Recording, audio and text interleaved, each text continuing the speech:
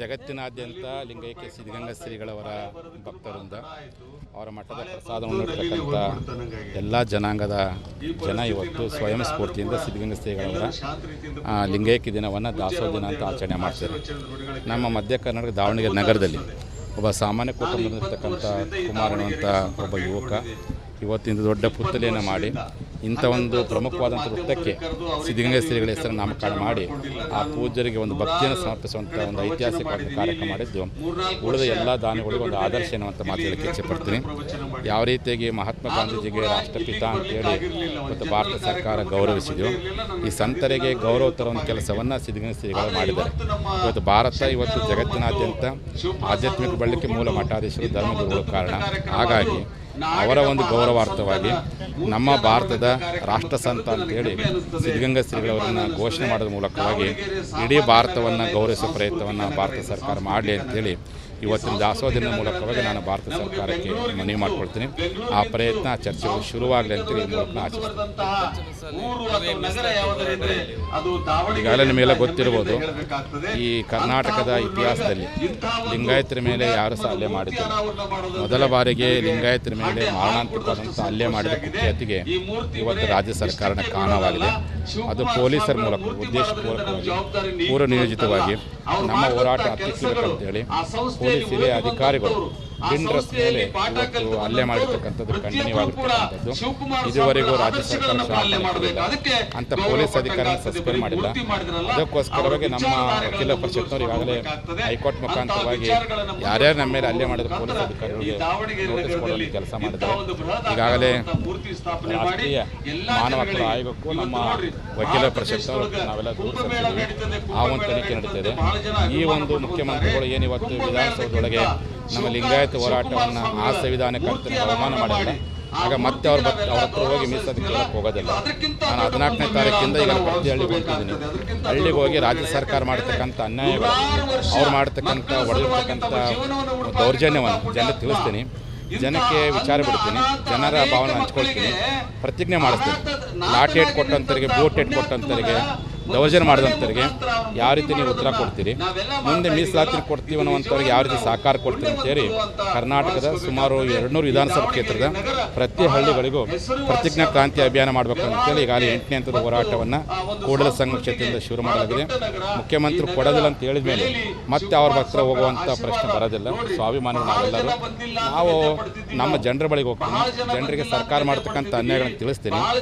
ಯಾರು ನಮಗೆ ಅನ್ಯಾಯ ಮಾಡ್ಯಾರೋ, ಯಾರು ನಮಗೆ ದೌರ್ಜನ್ಯ ಮಾಡ್ಯಾರೋ ಅಂಥವರಿಗೆ ಸಾಮಾಜಿಕವಾಗಿ ಯಾವ ರೀತಿಗೆ ಅಸಹಕಾರ ಕೊಡಬೇಕು, ಮೀಸಲಾತಿ ಕೊಡ್ತೀವಿ ಅಂತ ಯಾರು ಹೃದಯ ಕೊಡ್ತಾರೆ ಅಂಥವ್ರಿಗೆ ಯಾವ ರೀತಿಗೆ ನಾವು ಸಹಕಾರ ಕೊಡಬೇಕು ಅನ್ನೋದನ್ನು ಜನರಿಗೆ ಕೇಳಿ ತೀರ್ಮಾನ ಮಾಡಿ ಅಂತಿಮ ನಿರ್ಧಾರ ನಾನು ಪ್ರಕಟಗೊಳಿಸ್ತೀನಿ.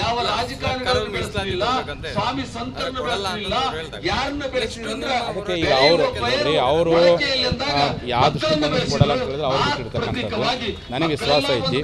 ಮುಂಬರುವಂಥ ಇವರು ಕೊಡದೇ ಇರ್ಬೋದು, ಇವರನ್ನು 20 ಕಾಯಂ ಮುಖ್ಯಮಂತ್ರಿ ಆಗಿಲ್ಲ, ಮುಂದೆ ದೇವರು ಒಳ್ಳೆ ಮುಖ್ಯಮಂತ್ರಿ ರಾಜ್ಯ ಕೊಡ್ತಾನೆ. ಅವ್ರ ಮೂಲಕ ನ್ಯಾಯ ಕೇಳ್ತೀವಿ. ಒಟ್ಟು ಯಾವುದೇ ಮುಖ್ಯಮಂತ್ರಿಗಳು ಬರಲಿ ಅವ್ರ ಮೂಲಕ ನ್ಯಾಯ ಪಡ್ಕೊಂಡು ನಿಟ್ಟಿನಲ್ಲಿ ಹೋರಾಟ ಶುರು ಮಾಡ್ತೀವಿ. ಇವರಂತ ಕೊಡಲ್ಲ ಅಂದಮೇಲೆ ಮತ್ತೆ ಅವ್ರ ಬಳಿಗೆ ಹೋಗೋದಿಲ್ಲ, ಜನರ ಬಳಿಗೆ ಹೋಗ್ತೀನಿ. ಇವ್ರು ಮಾಡತಕ್ಕಂಥ ದೌರ್ಜನ್ಯಗಳನ್ನು ಜನ ತಿಳಿಸ್ತೀನಿ.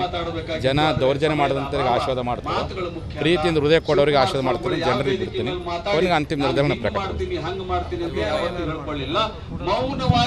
ಈಗಾಗಲೇ ನಾನು ಕೂಡಲ ಸಂಗಮ ಕ್ಷೇತ್ರ ಪ್ರತಿ ವಿಧಾನಸಭಾ ಕ್ಷೇತ್ರ ಪ್ರತಿ ಹಳ್ಳಿಗೆ ಭೇಟಿ ಕೊಡ್ತೀನಿ, ಪ್ರತಿ ಬೂತ್ ವೈಸ್ ಸಂಘಟನೆ ಮಾಡ್ತೀನಿ. ಆ ಮೂಲಕ ನಿರ್ಧಾರಗಳನ್ನು ಪ್ರಕಟಗೊಳಿಸ್ತೀನಿ. ಜನರ ಭಾವನೆಗಳನ್ನು ಅರ್ಥ ಮಾಡಿಕೊಂಡು ಪ್ರತಿಜ್ಞಾ ಕ್ರಾಂತಿ ಅಭಿಯಾನ ಅಂತೇಳಿ 8ನೇ ಹಂತದ ಹೋರಾಟವನ್ನು ಈಗ ಶುರು ಮಾಡಿ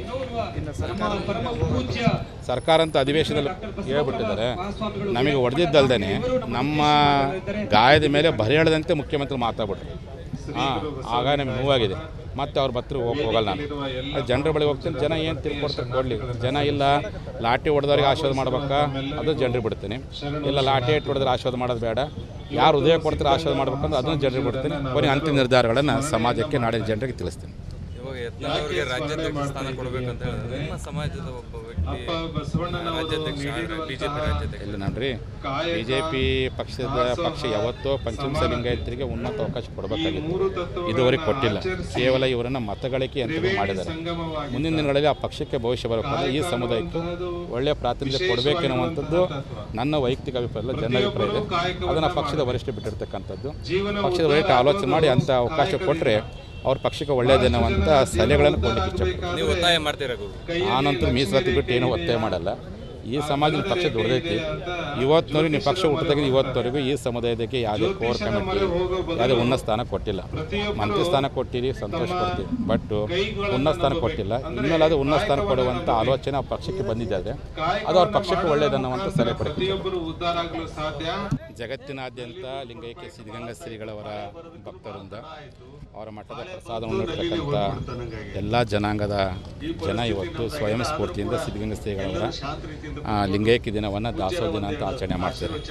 ನಮ್ಮ ಮಧ್ಯ ಕರ್ನಾಟಕ ದಾವಣಗೆರೆ ನಗರದಲ್ಲಿ ಒಬ್ಬ ಸಾಮಾನ್ಯ ಕುಟುಂಬದಲ್ಲಿರ್ತಕ್ಕಂಥ ಕುಮಾರ್ ಅನ್ನುವಂಥ ಒಬ್ಬ ಯುವಕ ಇವತ್ತಿಂದ ದೊಡ್ಡ ಪುತ್ತಲೆಯನ್ನು ಮಾಡಿ ಇಂಥ ಒಂದು ಪ್ರಮುಖವಾದಂಥ ವೃತ್ತಕ್ಕೆ ಸಿದ್ಧಗಂಗಾ ಶ್ರೀಗಳ ಹೆಸರನ್ನು ನಾಮಕರಣ ಮಾಡಿ ಆ ಪೂಜ್ಯರಿಗೆ ಒಂದು ಭಕ್ತಿಯನ್ನು ಸಮರ್ಪಿಸುವಂಥ ಒಂದು ಐತಿಹಾಸಿಕ ಕಾರ್ಯಕ್ರಮ ಮಾಡಿದ್ದು ಉಳಿದ ಎಲ್ಲ ದಾನಿಗಳಿಗೂ ಒಂದು ಆದರ್ಶ ಎನ್ನುವಂಥ ಮಾತು ಹೇಳಕ್ಕೆ ಇಚ್ಛೆಪಡ್ತೀನಿ.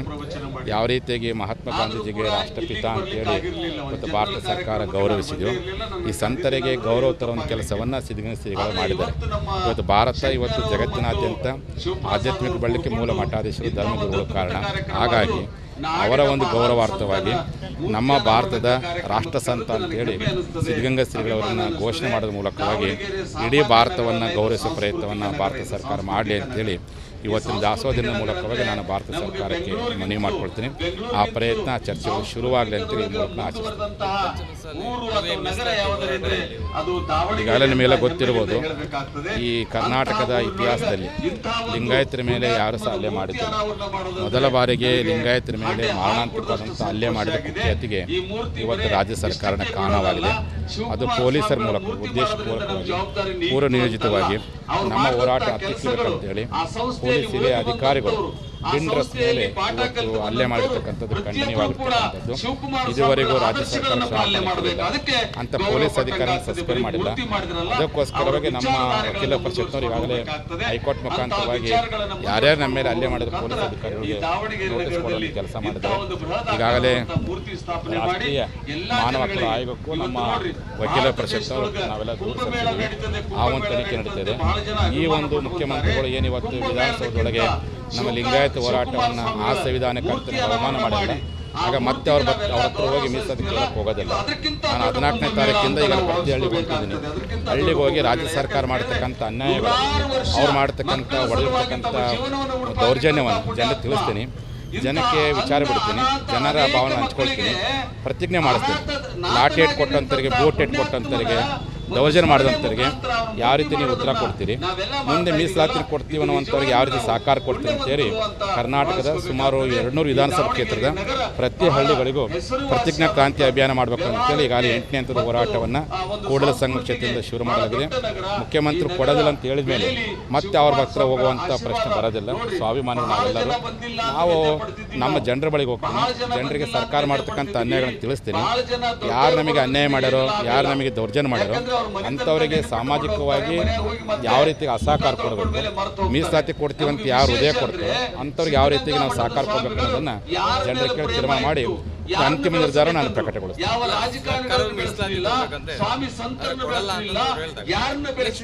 ಅದಕ್ಕೆ ಈಗ ಅವರು ಯಾವ ದೃಷ್ಟಿಕೋನ ಕೊಡಲ್ಲ ಅಂತ ಹೇಳಿದ್ರೆ ಅವ್ರು ಬಿಟ್ಟಿರ್ತಕ್ಕಂಥದ್ದು ನನಗೆ ವಿಶ್ವಾಸ ಐತಿ. ಮುಂಬರುವಂತ ಇವರು ಕೊಡದೇ ಇರ್ಬೋದು, ಇವರನ್ನ 20 ವರ್ಷ ಕಾಯಂ ಮುಖ್ಯಮಂತ್ರಿ ಆಗಿಲ್ಲ, ಮುಂದೆ ದೇವರು ಒಳ್ಳೆ ಮುಖ್ಯಮಂತ್ರಿ ರಾಜ್ಯ ಕೊಡ್ತಾನೆ. ಅವ್ರ ಮೂಲಕ ನ್ಯಾಯ ಕೇಳ್ತೀವಿ. ಒಟ್ಟು ಯಾವುದೇ ಮುಖ್ಯಮಂತ್ರಿಗಳು ಬರಲಿ ಅವ್ರ ಮೂಲಕ ನ್ಯಾಯ ಪಡ್ಕೊಳ್ಳೋ ನಿಟ್ಟಿನಲ್ಲಿ ಹೋರಾಟ ಶುರು ಮಾಡ್ತೀವಿ. ಇವರಂತ ಕೊಡಲ್ಲ ಅಂದಮೇಲೆ ಮತ್ತೆ ಅವ್ರ ಬಳಿಗೆ ಹೋಗೋದಿಲ್ಲ, ಜನರ ಬಳಿಗೆ ಹೋಗ್ತೀನಿ. ಇವ್ರು ಮಾಡತಕ್ಕಂಥ ದೌರ್ಜನ್ಯಗಳನ್ನು ಜನ ತಿಳಿಸ್ತೀನಿ. ಜನ ದೌರ್ಜನ್ಯ ಮಾಡಿದಂಥವ್ರಿಗೆ ಆಶೀರ್ವಾದ ಮಾಡ್ತಾರೆ, ಪ್ರೀತಿಯಿಂದ ಹೃದಯ ಕೊಡೋರಿಗೆ ಆಶೀರ್ವಾದ ಮಾಡ್ತೀನಿ, ಜನರಿಗೆ ಬಿಡ್ತೀನಿ. ಅವರಿಗೆ ಅಂತಿಮ ನಿರ್ಧಾರನ ಪ್ರಕಟ. ಈಗಾಗಲೇ ನಾನು ಕೂಡಲ ಸಂಘ ಕ್ಷೇತ್ರ ಪ್ರತಿ ವಿಧಾನಸಭಾ ಕ್ಷೇತ್ರ ಪ್ರತಿ ಹಳ್ಳಿಗೆ ಭೇಟಿ ಕೊಡ್ತೀನಿ, ಪ್ರತಿ ಬೂತ್ ವೈಸ್ ಸಂಘಟನೆ ಮಾಡ್ತೀನಿ. ಆ ಮೂಲಕ ನಿರ್ಧಾರಗಳನ್ನು ಪ್ರಕಟಗೊಳಿಸ್ತೀನಿ. ಜನರ ಭಾವನೆಗಳನ್ನು ಅರ್ಥ ಮಾಡಿಕೊಂಡು ಪ್ರತಿಜ್ಞಾ ಕ್ರಾಂತಿ ಅಭಿಯಾನ ಅಂತೇಳಿ 8ನೇ ಹಂತದ ಹೋರಾಟವನ್ನು ಈಗ ಶುರು ಮಾಡ್ತೀನಿ. ಸರ್ಕಾರ ಅಂತ ಅಧಿವೇಶನದಲ್ಲಿ ಹೇಳ್ಬಿಟ್ಟಿದ್ದಾರೆ. ನಮಗೆ ಹೊಡೆದಿದ್ದಲ್ದೇ ನಮ್ಮ ಗಾಯದ ಮೇಲೆ ಬರೆ ಎಳೆದಂತೆ ಮುಖ್ಯಮಂತ್ರಿ ಮಾತಾಡ್ಬಿಟ್ರು. ಆಗ ನಮಗೆ ನೋವಾಗಿದೆ. ಮತ್ತು ಅವ್ರ ಹತ್ರ ಹೋಗಲ್ಲ ನಾನು. ಅದು ಜನರ ಬಳಿ ಹೋಗ್ತೀನಿ. ಜನ ಏನು ತಿಳ್ಕೊಡ್ತಾರೆ ಕೊಡಲಿ. ಜನ ಇಲ್ಲ ಲಾಠಿ ಹೊಡೆದವ್ರಿಗೆ ಆಶೀರ್ವಾದ ಮಾಡ್ಬೇಕಾ, ಅದು ಜನರಿಗೆ ಬಿಡ್ತೀನಿ. ಇಲ್ಲ ಲಾಠಿ ಇಟ್ಟು ಹೊಡೆದ್ರೆ ಆಶೀರ್ವಾದ ಮಾಡೋದು ಬೇಡ, ಯಾರು ಹೃದಯ ಕೊಡ್ತಾರೆ ಆಶೀರ್ವಾದ ಮಾಡ್ಬೇಕಂದ್ರೆ ಅದನ್ನು ಜನರಿಗೆ ಬಿಡ್ತೀನಿ. ಕೊನೆ ಅಂತಿಮ ನಿರ್ಧಾರಗಳನ್ನು ಸಮಾಜಕ್ಕೆ ನಾಡಿನ ಜನರಿಗೆ ತಿಳಿಸ್ತೀನಿ. ಇವಾಗ ಯತ್ನಾಳ್ ಅವರಿಗೆ ರಾಜ್ಯಾಧ್ಯಕ್ಷ ಸ್ಥಾನ ಕೊಡಬೇಕಂತ ಹೇಳಿದ್ರೆ ನಿಮ್ಮ ಸಮಾಜದ ಒಬ್ಬ ವ್ಯಕ್ತಿ ರಾಜ್ಯಾಧ್ಯಕ್ಷ ಬಿಜೆಪಿ ರಾಜ್ಯಾಧ್ಯಕ್ಷ ಇಲ್ಲ ನೋಡ್ರಿ, ಬಿಜೆಪಿ ಪಕ್ಷ ಯಾವತ್ತೋ ಪಂಚಮಸ ಲಿಂಗಾಯತರಿಗೆ ಉನ್ನತ ಅವಕಾಶ ಕೊಡಬೇಕಾಗಿತ್ತು. ಇದುವರೆಗೆ ಕೊಟ್ಟಿಲ್ಲ. ಕೇವಲ ಇವರನ್ನು ಮತಗಳಿಕೆ ಅಂತ ಮಾಡಿದ್ದಾರೆ. ಮುಂದಿನ ದಿನಗಳಲ್ಲಿ ಆ ಪಕ್ಷಕ್ಕೆ ಭವಿಷ್ಯ ಬರಬೇಕಾದ್ರೆ ಈ ಸಮುದಾಯಕ್ಕೆ ಒಳ್ಳೆಯ ಪ್ರಾತಿನಿಧ್ಯ ಕೊಡಬೇಕೆನ್ನುವಂಥದ್ದು ನನ್ನ ವೈಯಕ್ತಿಕ ಅಭಿಪ್ರಾಯ ಇಲ್ಲ, ಜನರ ಅಭಿಪ್ರಾಯ ಇದೆ. ಅದನ್ನು ಪಕ್ಷದ ವರಿಷ್ಠ ಬಿಟ್ಟಿರ್ತಕ್ಕಂಥದ್ದು. ಪಕ್ಷದ ವರಿಷ್ಠ ಆಲೋಚನೆ ಮಾಡಿ ಅಂಥ ಅವಕಾಶ ಕೊಟ್ಟರೆ ಅವ್ರ ಪಕ್ಷಕ್ಕೆ ಒಳ್ಳೆಯದೇನವಂತ ಸಲಹೆಗಳನ್ನು ಕೊಡಲಿಕ್ಕೆ ಇಷ್ಟಪಡ್ತೀನಿ. ನೀವು ಒತ್ತಾಯ ಮಾಡ್ತೀರಾ?